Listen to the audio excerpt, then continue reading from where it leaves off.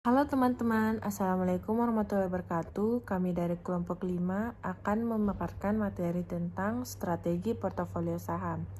Adapun teman kelompok saya yang pertama Natalia Malacopo, yang kedua Haliza Putri Iriani, yang ketiga Mega Utami, dan yang keempat Ria Indri Lestari. Untuk itu kami langsung saja masuk ke materi. Adapun jenis strategi portofolio saham ada dua, yaitu strategi portofolio yang pasif dan strategi portofolio yang aktif. Strategi portofolio pasif. Strategi pasif merupakan tindakan investor yang cenderung pasif dalam berinvestasi dan mendasarkan pergerakan sahamnya pada pergerakan indeks pasar. Strategi pasif adalah strategi membeli dan menahan portofolio dalam jangka panjang. Kelebihan dan kekurangan strategi portofolio pasif. Kelebihannya yaitu tidak diperlukan banyak tindakan dalam berinvestasi sehingga dapat meminimalisir potensi bias dalam pengambilan keputusan investasi karena analisa yang mendalam sudah dilakukan sebelum investor memutuskan untuk membeli suatu saham. Dengan begitu, investor tidak akan mudah terpengaruh oleh isu-isu yang beredar di kalangan investor. Kekurangannya yaitu besarnya potensi return yang dapat direalisasikan relatif sama dengan besarnya return pasar. Selain itu, dengan menerapkan strategi portofolio pasif, investor akan berpotensi kehilangan momentum untuk memperoleh abnormal return ketika volatilitas harga saham di pasar cukup tinggi. Jenis portofolio strategi pasif terbagi menjadi dua, yaitu yang pertama buy and hold atau beli dan simpan, dan yang kedua yaitu indexing atau mengikuti indeks. Buy and hold. Setelah melakukan analisa secara mendalam atas saham dan emiten-emiten tertentu, investor akan memutuskan tindakan investasinya dengan memilih dan mengakumulasi saham yang dinilai mampu memberikan return yang paling optimal. Selanjutnya, investor akan menahan saham tersebut selama mungkin hingga waktu yang akan telah ditetapkannya tercapai hingga jangka waktu tertentu untuk menentukan tujuan utama. Tujuan utamanya adalah untuk menghindari tingginya biaya transaksi, biaya pencarian informasi, dan sebagainya. Indexing. Investor mengalokasikan dananya ke dalam beberapa saham yang terdapat di dalam salah satu indeks yang terdapat di pasar saham dengan harapan memperoleh return yang tidak jauh berbeda dengan return indeks tersebut. Misalnya adalah mengakumulasi saham-saham yang terdapat dalam indeks LQ45. Cara seperti ini disebut sebagai index fund. Index fund yang dibentuk mungkin dibuat sama dengan indeks pasar yang terdiri atas saham-saham yang paling aktif diperdagangkan, seperti saham blue chip ataupun saham-saham berkapitalisasi kecil. Assalamualaikum warahmatullahi wabarakatuh. Perkenalkan, nama saya Mega Utami dari kelompok 5. Saya akan menjelaskan materi tentang strategi portofolio aktif. Tujuan strategi aktif adalah mencapai return portofolio saham yang melebihi return portofolio saham yang diperoleh melalui strategi pasif.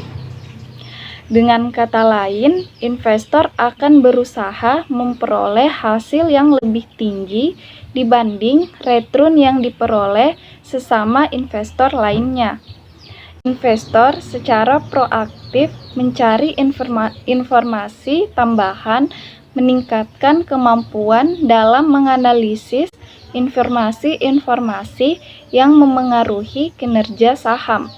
Bahkan, tidak jarang ada yang berani membayar mahal untuk jasa konsultasi analisis saham yang terbaik.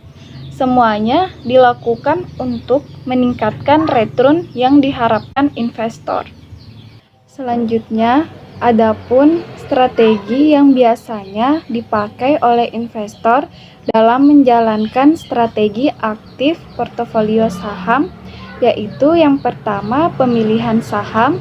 Dalam hal ini, investor secara aktif melakukan analisis dan pemilihan saham-saham terbaik, yaitu saham yang memberikan hubungan tingkat return resiko yang terbaik dibanding alternatif lainnya. Yang kedua, rotasi sektor. Melakukan investasi pada saham perusahaan yang bergerak pada sektor tertentu. Melakukan modifikasi terhadap bobot portofolio saham-saham pada sektor industri yang berbeda-beda. Yang ketiga, strategi momentum harga. Investor akan mencari momentum atau waktu yang tepat pada saat perubahan harga yang terjadi bisa memberikan keuntungan bagi investor melalui tindakan menjual atau membeli saham. Assalamualaikum warahmatullahi wabarakatuh. Saya Rian Lestari dari kelompok 5. Contoh kasus yang kami ambil yaitu dalam artikel penelitian yang diteliti oleh Dwi Larasati, Abdul Qohar Irwanto, dan Yusrina Permanasari dari Departemen Manajemen Fakultas Ekonomi dan Manajemen Institut Pertanian Bogor yang berjudul Analisis Strategi Optimalisasi Portofolio Saham LQ45 pada Bursa Efek Indonesia pada tahun 2009-2011. Penelitian ini mengangkat masalah bagaimana merancang suatu simulasi penetapan struktur portofolio optimal. Misal, suatu kombinasi dari saham-saham liquid blue chips yang tergabung dalam kelompok indeks saham LQ45 yang terdaftar di Bursa Efek Indonesia.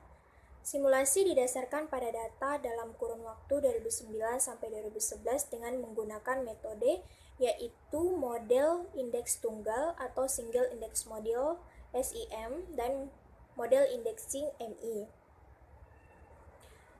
Single index model adalah model analisis portofolio dengan menggunakan akun IRB ratio dan cut-off point, mendapatkan susunan struktur saham yang optimal dalam portofolio.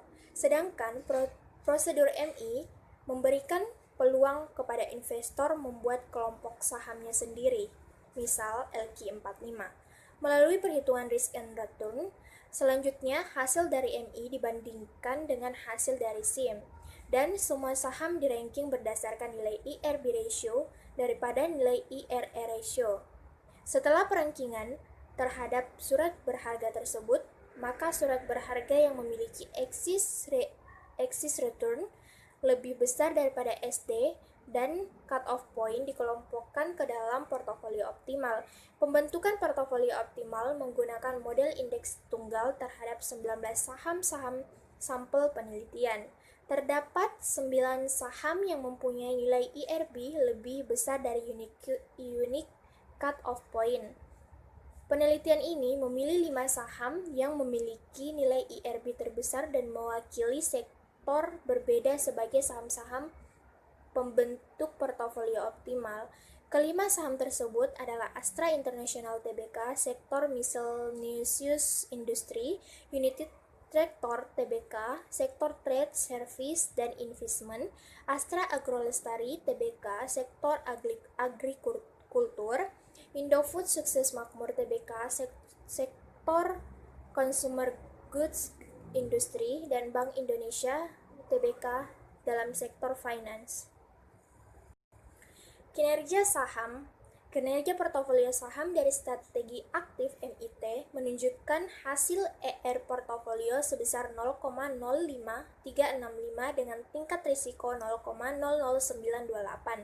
Sementara, kinerja portofolio saham berdasarkan strategi pasif mengikuti indeks LQ45 diperoleh ER sebesar 0,028 dengan tingkat risiko sebesar 0,004. Hasil analisis statistik dengan metode Pirate Samples t-test Diketahui bahwa return kelompok saham strategi aktif dan kelompok saham strategi pasif memiliki perbedaan yang signifikan. Angka signifikansi T hitung sebesar 0,003 kurang dari 0,05 dengan taraf signifikansi 5%. Untuk perbedaan risiko diukur dengan standar deviasi yang mencerminkan risiko total saham.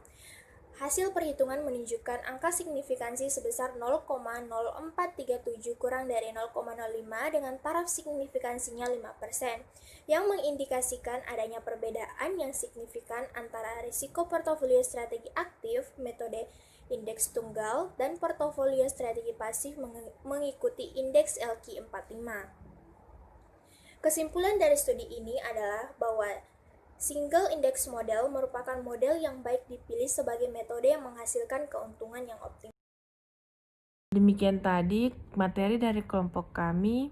Yang dapat saya simpulkan yaitu strategi portofolio saham aktif merupakan strategi yang paling efektif untuk mendapatkan keuntungan.